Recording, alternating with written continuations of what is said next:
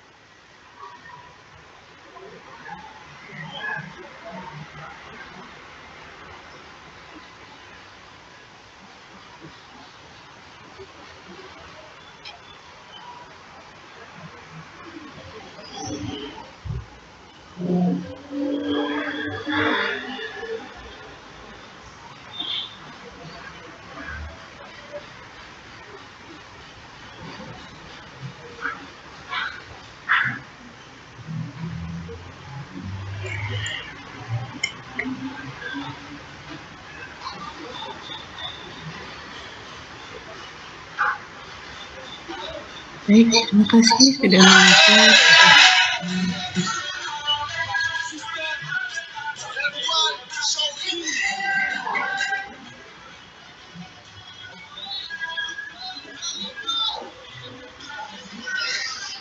Oke, lanjut ya.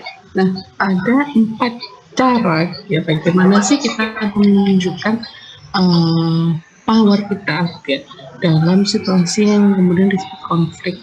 Yang pertama adalah ada 4 ini ya. Yang pertama adalah direct application of power. Jadi direct application of power itu ada orang-orang yang kemudian punya power terhadap orang lain gitu ya, bisa memaksa orang lain itu untuk menuruti keinginannya gitu ya, walaupun kemudian sebenarnya si orang tersebut atau si lawan bicara si orang yang kena power tadi sebenarnya nggak mau gitu.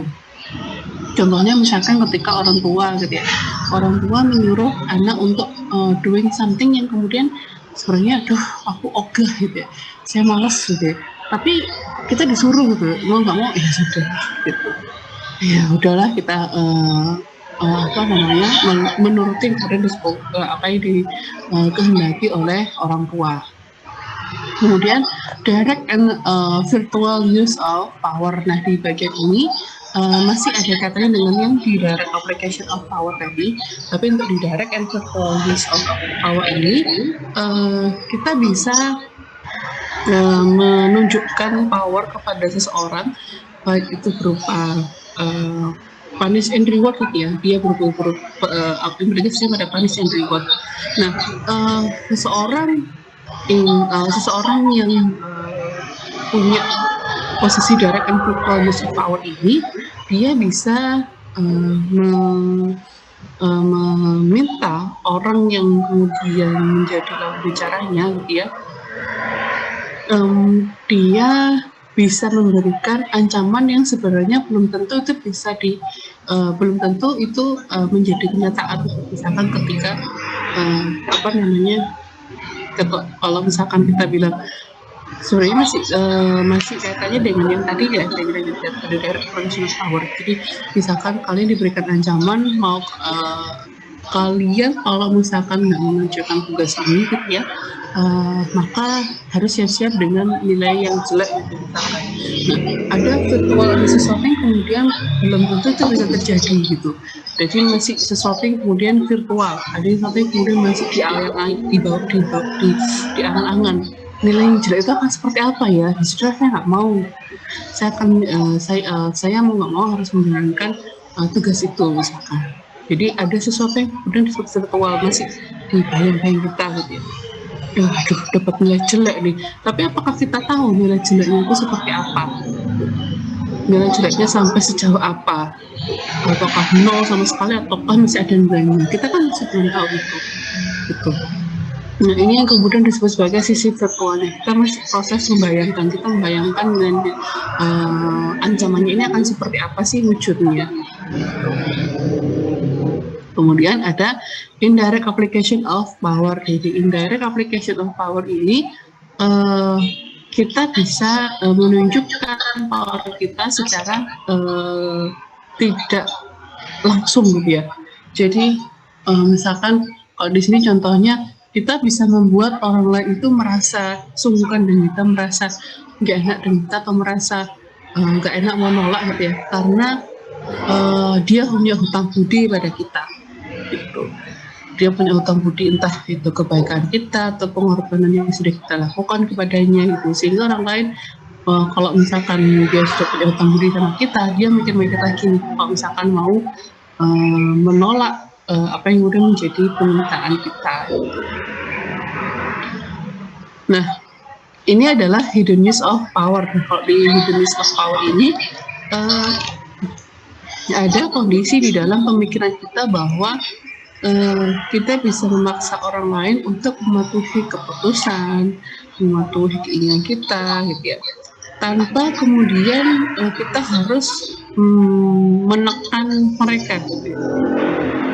Tanpa kita harus merasa bahwa tanpa kita harus menunjukkan secara langsung kekuatan kita apa gitu ya.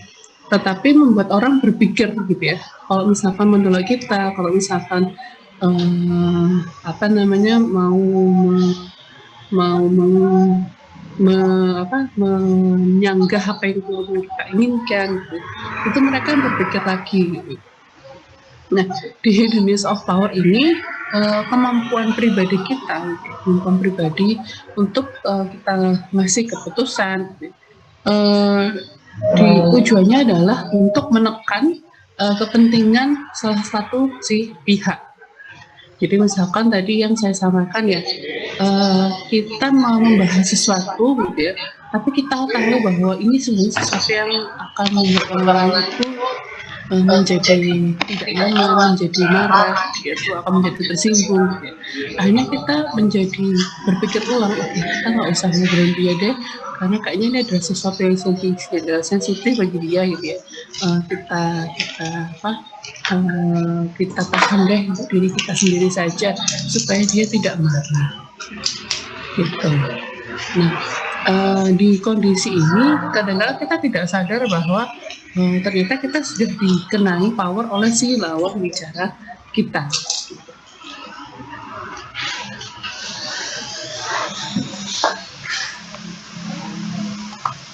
Nah, apa kemudian menjadi sumber kekuatan kita? Ada 6 sumber kekuatan. Yang pertama adalah referent power. Yang disebut referent power ini si orang tersebut, gitu ya, si orang yang punya kekuatan ini dia punya karisma tersendiri, karakteristik tersendiri, sehingga orang ketika mau ngobrol dengan dia itu kadang juga sudah terpesona dulu dengan karismanya, gitu ya. Misalkan dosen-dosen di tempat teman-teman di FKG yang kemudian kalian kan sebagai sosok panutan. Nah, that's a kind of referent power. Jadi kita kagum dengan karismanya, kagum dengan karakteristik mereka, gitu. Sehingga akhirnya kita melihat itu sebagai sosok yang bisa dipatuhi, sebagai sosok yang kemudian bisa kita agung-agungkan seperti itu. Jadi intinya adalah pada atraksi interpersonalnya. Kemudian legitimate power. Nah, kalau legitimate power ini otomatis karena jabatan ya, karena posisi yang dimiliki oleh orang tersebut. Nah, kalau yang di referent power, kadang-kala walaupun tidak punya jabatan pun mereka juga punya kekuatan karisma ini. Gitu. Nah, kalau di legitimate power, hubungannya adalah jabatannya, hubungannya adalah legal form dari kepemimpinan seseorang. Gitu. Maka dia bisa mempunyai power karena jabatannya. Expert power. Nah, kalau expert power ini orang kemudian dianggap punya pengetahuan lebih. Nah, kadang-kala antara expert power dengan referent power itu dia masih ada koneksinya, teman-teman. Cuman intinya kalau di expert power dia lebih pada kita mengagumi seseorang, dia punya power karena pengetahuan yang dia miliki lebih tinggi dibandingkan teman-teman yang lain, gitu. Nah, ada juga yang expert power itu ternyata terlepas tidak ada hubungan sama sekali dengan yang di referent power, gitu ya. Karena melihatnya dari sisi dia yang punya ilmunya, gitu ya. Nah, dalam konteks ini di bidang kedokteran, gitu ya, lebih banyak digunakan di sisi expert power ini. Jadi orang yang kemudian punya poin lebih dari sisi pengetahuan, terutama ketika menangani orang yang sakit. Nah, di sisi lain juga ada persuasive power, teman-teman. Jadi dia bisa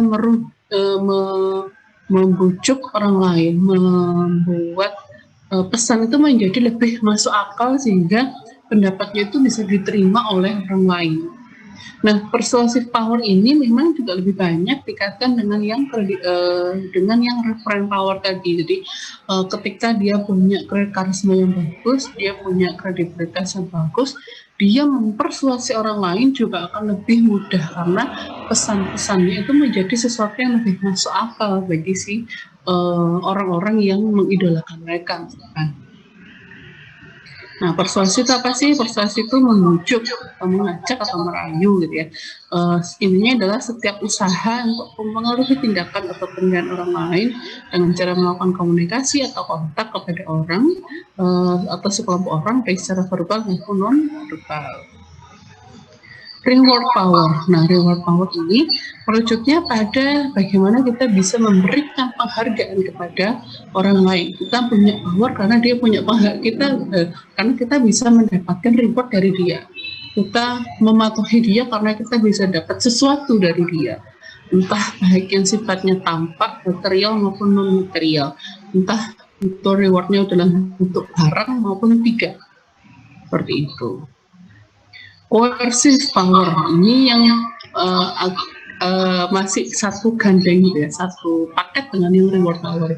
Orang yang kemudian bisa memberikan reward kepada seorang, biasanya dia juga punya kemampuan untuk melakukan coercive pada orang lain. Nah, coercive power ini lebih menunjukkan pada kemampuan untuk memberikan punishment. Sama seperti tadi ada dia memberikan reward, di coercive ini dia juga bisa memberikan punishment. Itu. Ya, selesai teman-teman dari sini. Silakan jika ada ingin didiskusikan. Dua materi sistemnya ini ya, kayak patas tuh ya. Jam 8.38 selesai. Monggo silakan teman-teman, ada yang mau didiskusikan.